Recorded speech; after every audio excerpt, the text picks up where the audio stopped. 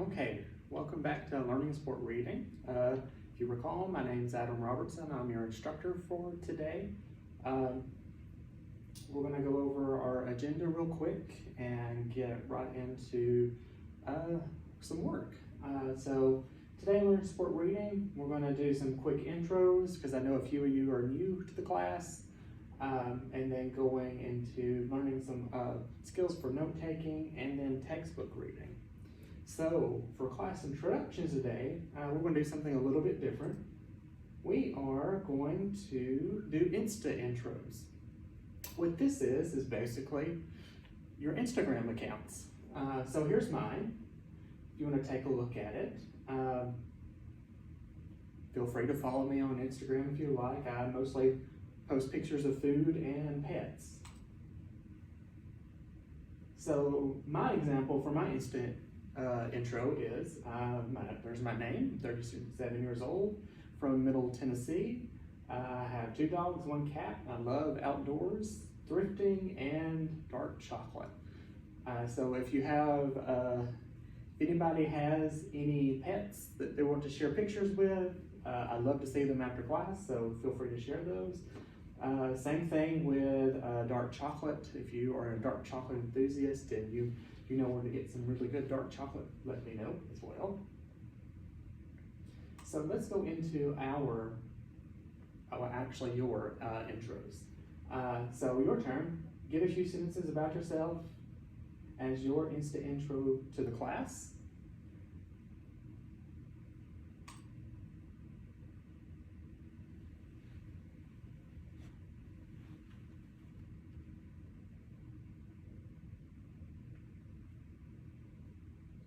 So we have Melissa's here. Melissa is, what she was saying, she is a counselor for Columbia State Community College, and she's here to learn some additional note-taking and textbook reading skills that she can share with her students.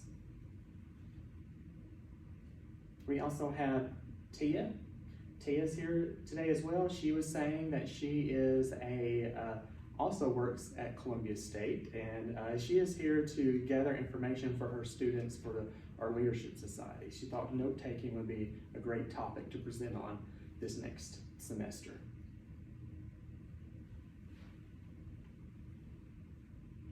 And finally, Wynn is here. Wynn is a student at Columbia State, and she saw this class and she was required to register for the class based on her degree plan, and so she's here to fulfill that requirement. And then a few others that had already been here in class, they did their real quick intros as well. So let's move on. So what is today's agenda? We're going to be learning about, again, note-taking. Then we're going to use some of that information from note-taking and hopefully relate it to, transfer it to textbook reading. We're going to do a little activity with textbook reading where looks can be deceiving. And finally, we're going to talk a little bit about next week's lesson with main ideas and supporting details, where we're going to review that so that you could hopefully have a little better understanding whenever we go into assisting each other with writing our first Composition 1 papers.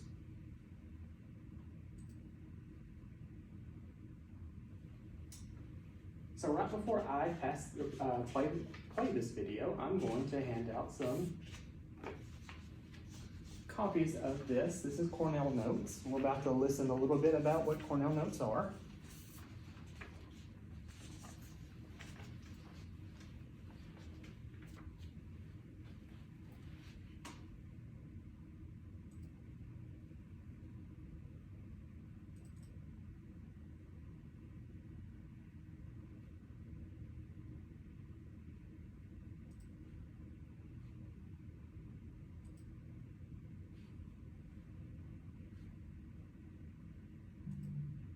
Cornell Notes are a helpful study tool in class, while reading a textbook, or when using online resources. Writing key information down as you learn will help you retain more. How do you use Cornell Notes in a variety of learning environments? You can modify the Cornell note-taking system to match your learning situation and needs. The Notes section is where you write down what the professor says and what she puts on the board, but you don't need to write down every word.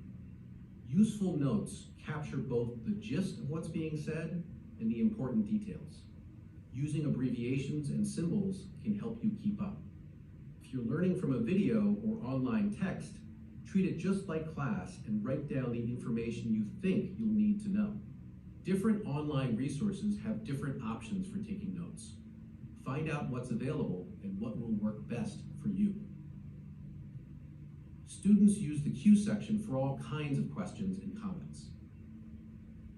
Traditionally, the Q column of Cornell Notes is used after you take your notes. This is the place where students add questions that will help them remember or organize the material. Using the Q section idea for textbook reading can help you identify what you still need to study more. With many online textbooks, you can use a comments or notes feature that will allow you to do your notes and Q questions online, or just use regular paper. One of the best things about using Cornell Notes is that it gives you the opportunity to keep your brain active in several different ways. Some students find it helpful to use the Q and note columns simultaneously. Write down what you need to learn while you're thinking analytically at the same time. Some students find the standard Cornell Notes setup doesn't give them enough room, so they open their notebook to a new page for each class. They use the whole width of the page for their notes section and the back page of notes from the last class for their Q section. If you're given class slides ahead of time, you can just draw a line to make an area for regular notes and a Q area. Using the Q column for your questions while you are writing more factual notes in the notes section is a powerful learning tool. This kind of thinking can help you stay active during a lecture or class. The summary is the place where, if someone asks, "What did you learn today?" you can tell them in just a few sentences. The summary can be challenging, but don't skip it. The ability to go back and forth from details to the big picture will help you learn, and is a great skill to have for school, work, and life. Taking facts and distilling them into main ideas is a powerful learning tool. You're making your brain digest what the professor said, and you're transforming it into your own knowledge. Try to get to the summary soon after class, while the information is still fresh in your head. Looking back at your summary before the next class is a good way to see connections throughout the semester. You can use any part of the Cornell note-taking system, no matter how you're learning the material. Taking notes on the information helps you remember it better than just listening or reading. Asking yourself questions about what you are learning keeps your brain active and activates higher level thinking beyond just memorizing. It lets you apply, analyze, and evaluate what you are learning. Summarizing makes you go from details to the big picture. Try out Cornell Notes and learn what works for you.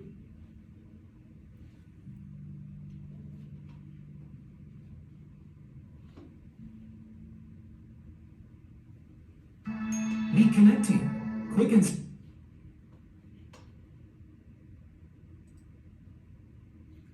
So that brief, really quick overview of Cornell Notes hopefully was helpful to you. I will provide this link to you for you to review again if you would like. I'll send a quick email after the class. So how we're going to structure our Cornell Notes today is we're going to use what we learned in our previous class, which was the SQ3R method. Does anybody remember what that was? Yeah. Survey, question, read, recite, and review. I handed out your Cornell Notes already printed on the paper, but as the presenter had described, you can use your own paper as well. I just went ahead and printed this out just in case people had forgotten theirs. So we're going to use the SQ3R method on our Cornell notes. So our activity for today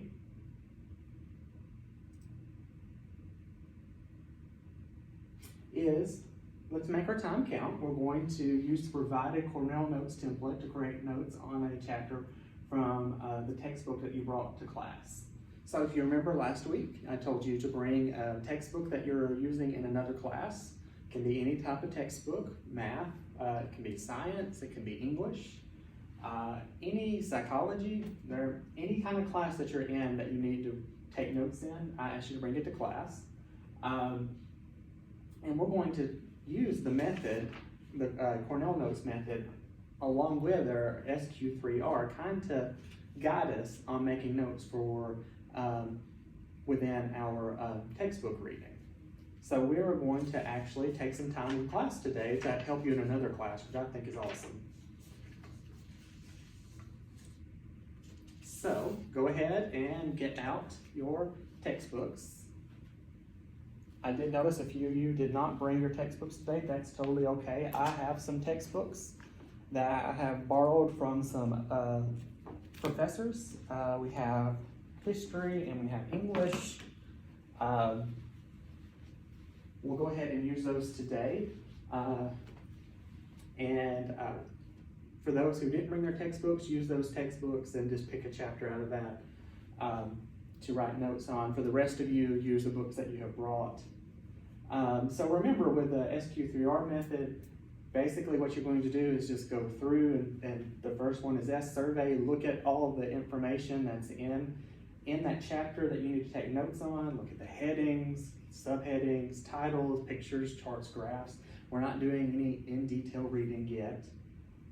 While you're doing that, start questioning each of those areas. A good tip is to turn each of those subheadings into questions while you're reading them.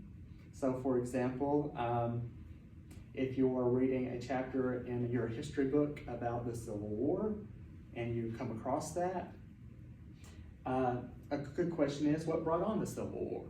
So keep that in mind. For those who may already be studying that, feel free to go ahead and jot that down on that Q side of your Cornell notes, your questions area. And after you've done that in each of those sections,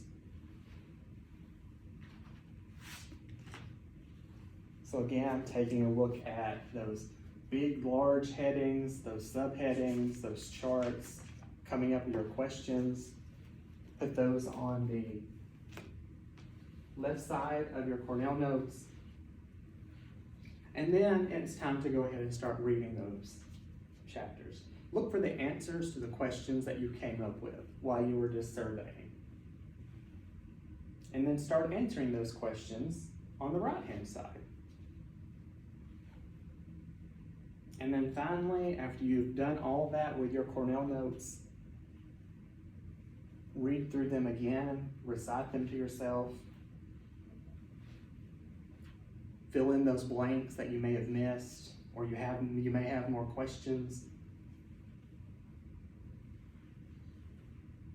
So we are going to spend the next 10 or so minutes working on that. If you have questions, raise your hand. I'll be happy to help. Some of you may want to see some more examples of how that works, and I have a few of those that you can look at from some previous classes. I have some simple ones, I have some more complex ones.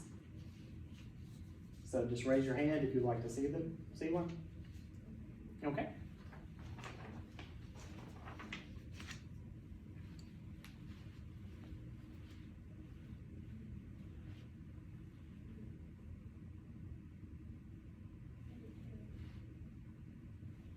So we have a question over here about what kind of questions should we be writing when you're looking at a literature book. Now this one is Wynn has brought her Norton Anthology American Literature book. And she said that she has to look at the chapter on E.E. Cummings.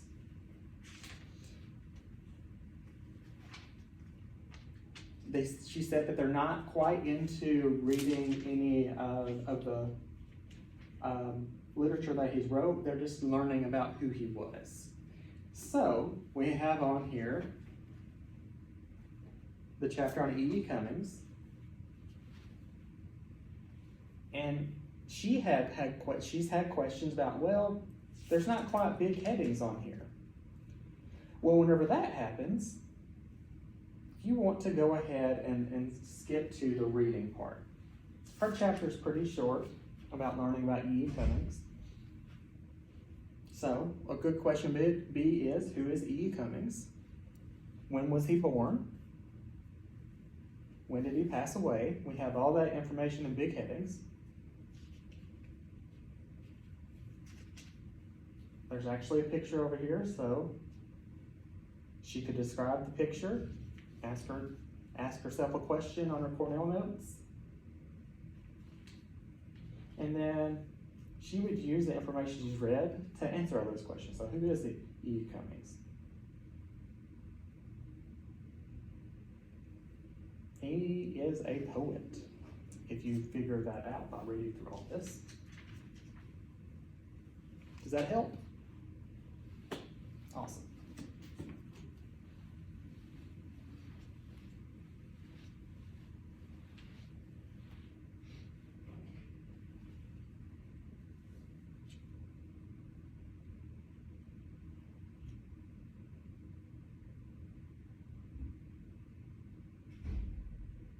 Any other questions? No? Okay. We have about 8 more minutes.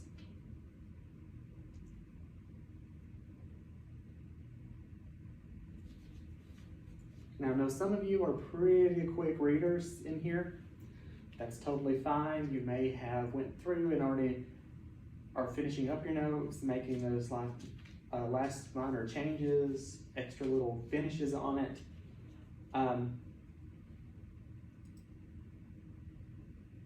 So the next step is for you to take a picture of your Cornell notes.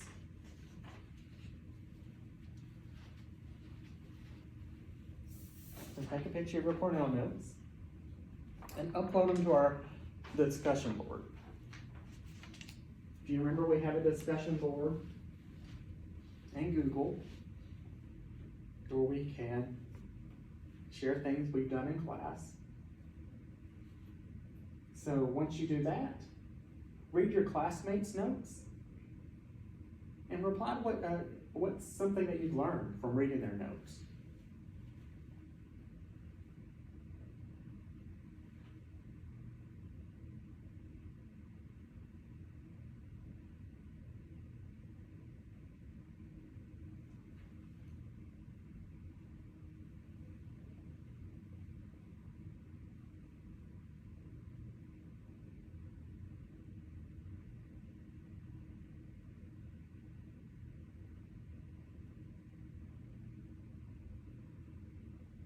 Now, some of you, I think one of you said they did not have a smartphone.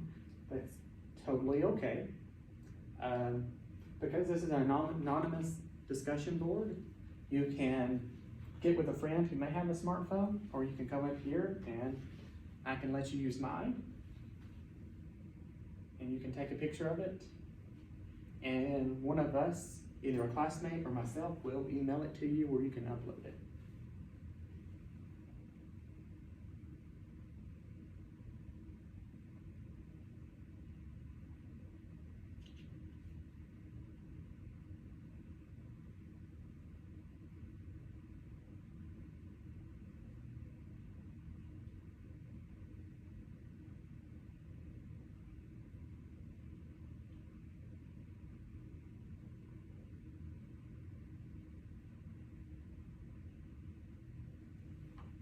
Any questions?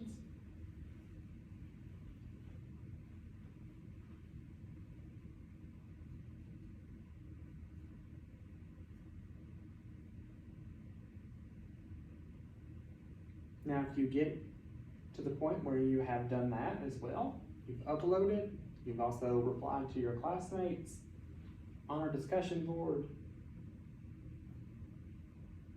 then I would suggest using your little extra time, not much. If you still have some more reading to do, go ahead and complete that right now, or start working on it. Or if you don't have any assigned reading that's due this week, maybe it's due next week, get ahead. Go ahead and read ahead.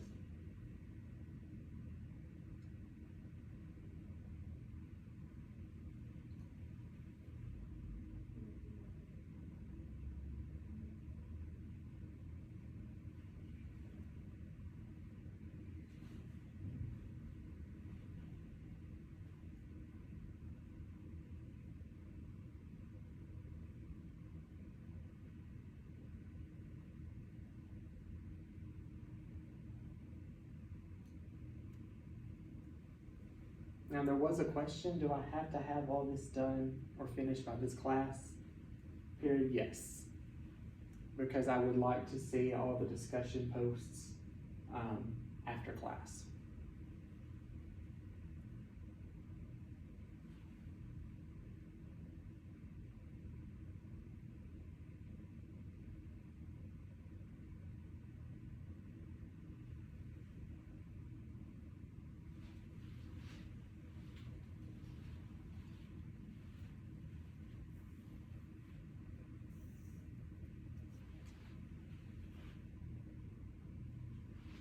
Yeah, that looks good.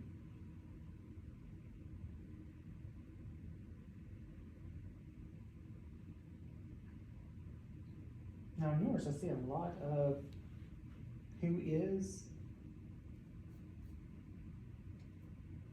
Can you go in and expand your questions a little bit?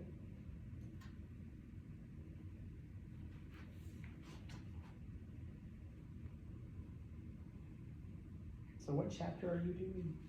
You said chapter 3? Society and Culture in Provincial America. Okay. So for example,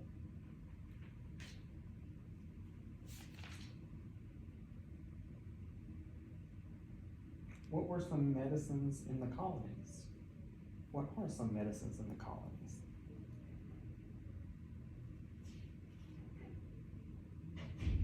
What did families look like in colonies?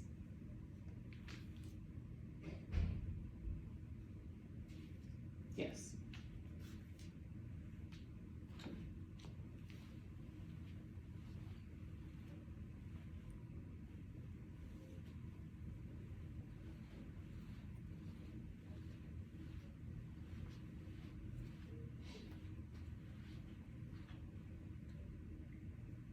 Is everyone finished?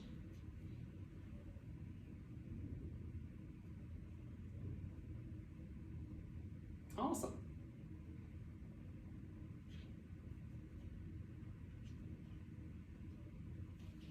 So, let's go on to our next part.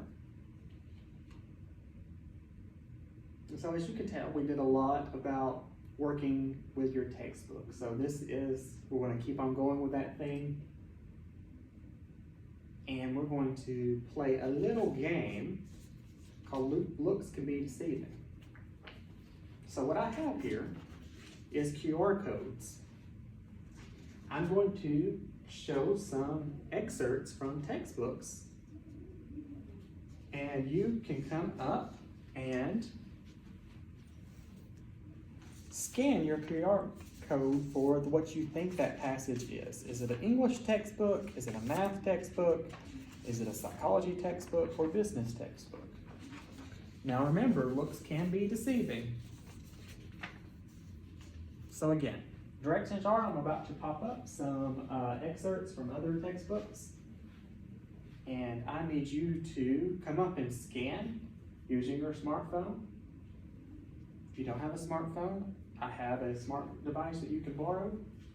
Scan it and let me know which of these excerpts from a textbook it comes from. So passage 1. It was a single room with a gas fire, a gas lamp on each wall, and one sash window with a view of the building across the street and the rooftops beyond. There was an oak desk with a matching chair of dubious stability and an old filing cabinet to the right of the window. Do you think that's an English, math, psychology, or business?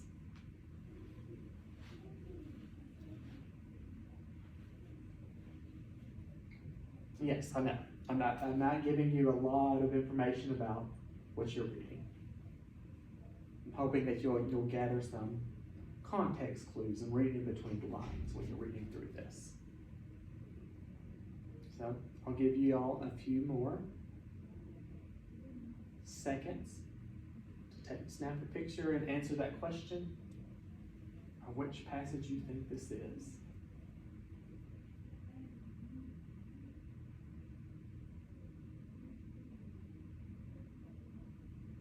Okay.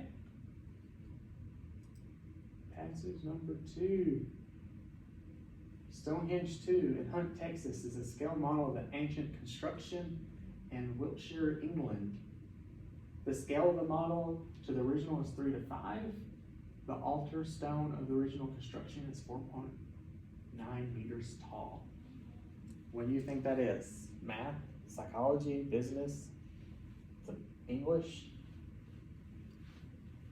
Come up here and scan your QR code with the one you think that excerpt's from.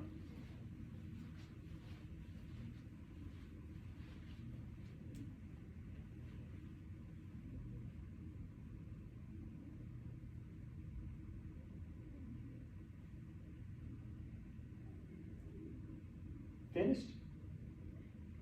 Awesome. Let's move to the next one.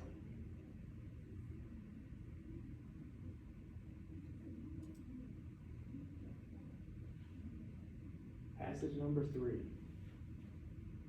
Abnormalities to several brain structures has also been identified in individuals with bipolar disorder. However, what or why these structures are abnormal has yet to be determined. Researchers continue to focus on areas of the basal ganglia and cerebellum, which appear to be much smaller in individuals with bipolar disorder compared to the general public.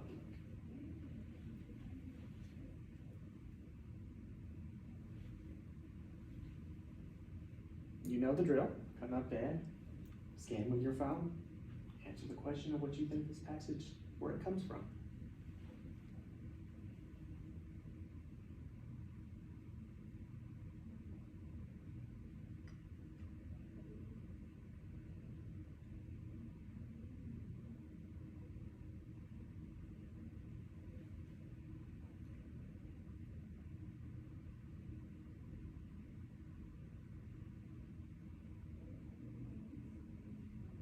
Okay, looks like everybody has answered this one.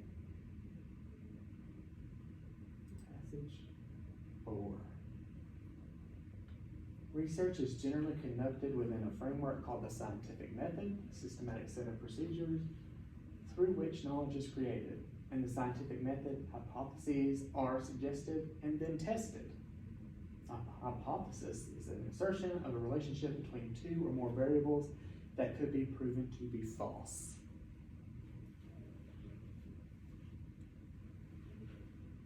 Come up and scan QR code.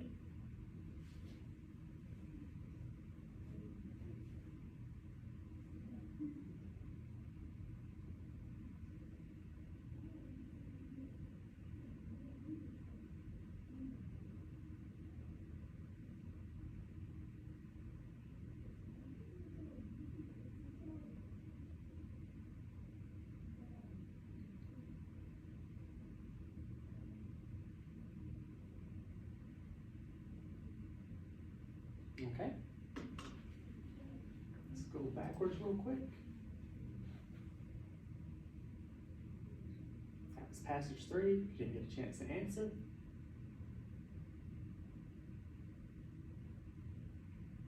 Passage 2.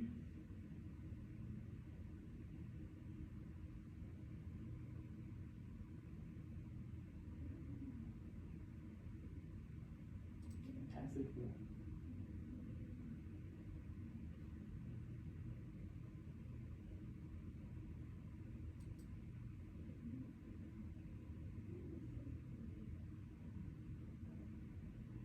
Was this easy? Was this hard?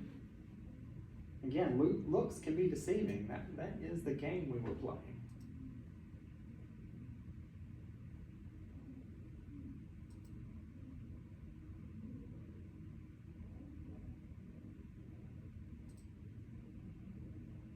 Okay, let's look at the answers. I know, the first one's not an actual textbook, but this is a book that you have to read in Composition 1. So the first one was an English textbook, Maisie Dobbs by Jacqueline Winspear. That was an excerpt from the book.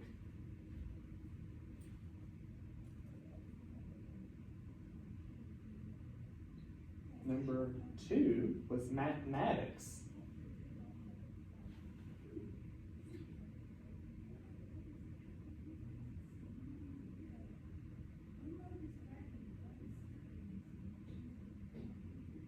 Number 3 was psychology.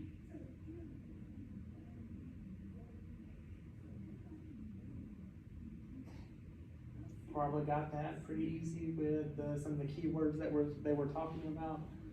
Parts of the brain, and normal psychology was mentioned. And then the last one was business. It was principles of economics. Did anybody get that right?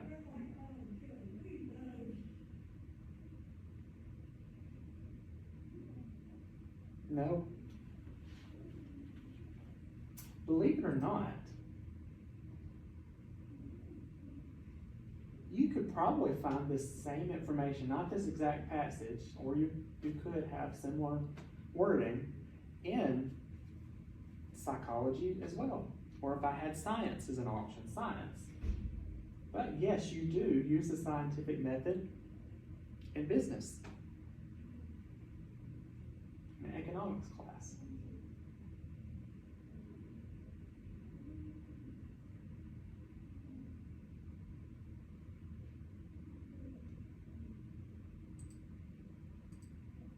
So again, passage 1 was Maisie Dobbs.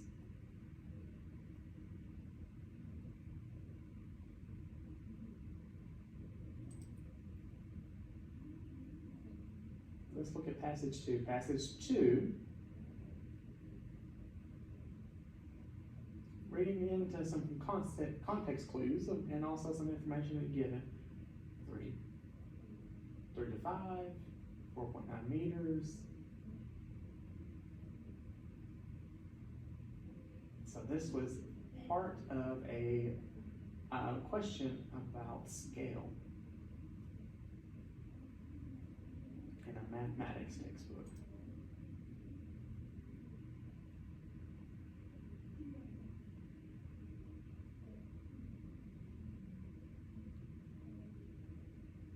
Now, if I would have thrown up here, maybe a biology QR code to scan, you may be seeing that, seeing some of this in biology.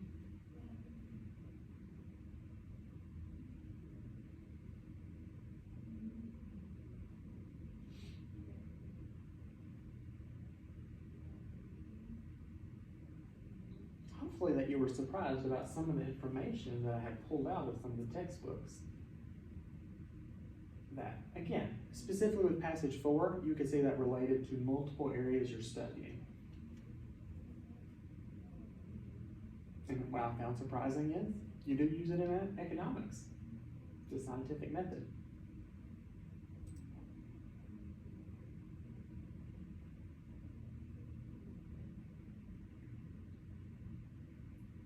Also, if you notice I have up here OER. What that means is that is an open educational resource. That means that some of our classes, you may not have to go buy textbooks. They are open for you to download digitally. So, our Algebra 1 textbook, that is open for you to download. Psychology is, or business is, and we're seeing this more and more often. So I wanted to introduce that word to you. Open education resource.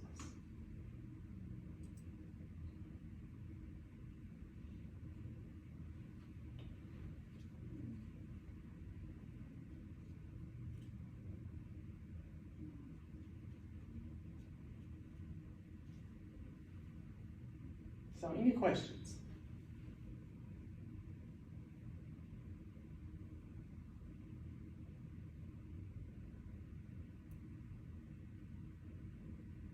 We have one question about what was our groups, our Google group for our discussion board. I'll show that in just a minute. Again, if you did not get that information or you passed over it,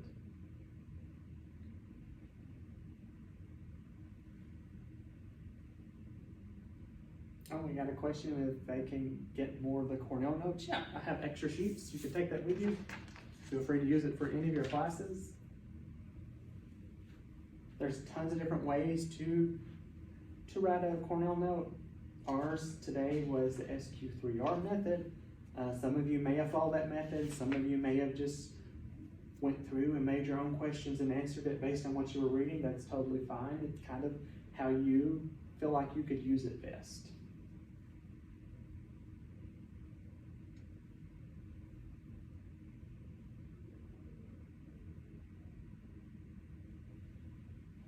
Next week, we're doing main idea and supporting details review.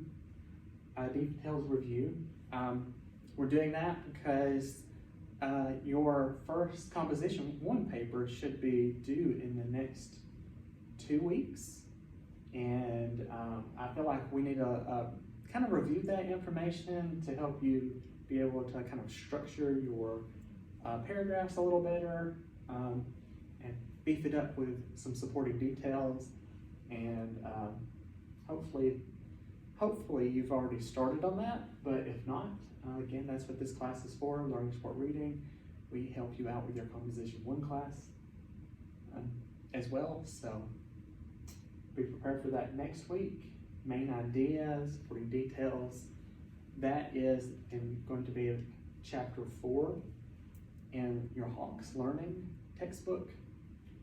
There is also some online modules through Hawks Learning as well that you can go ahead and take some pre-test with.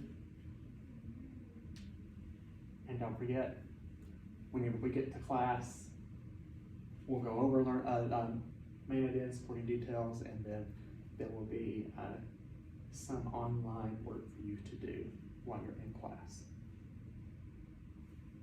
And let me go in and open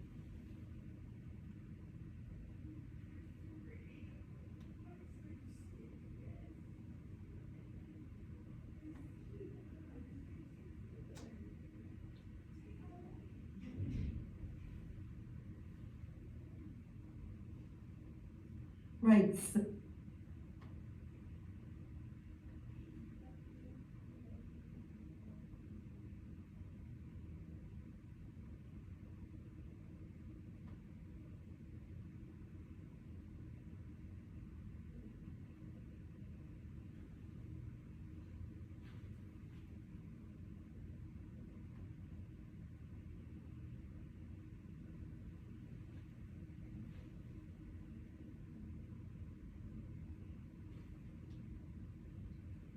So that is the end of the class. Again, our group page is groups.google.com/G/LS reading. Feel free to post any questions in that discussion board. Thank you. See you next week.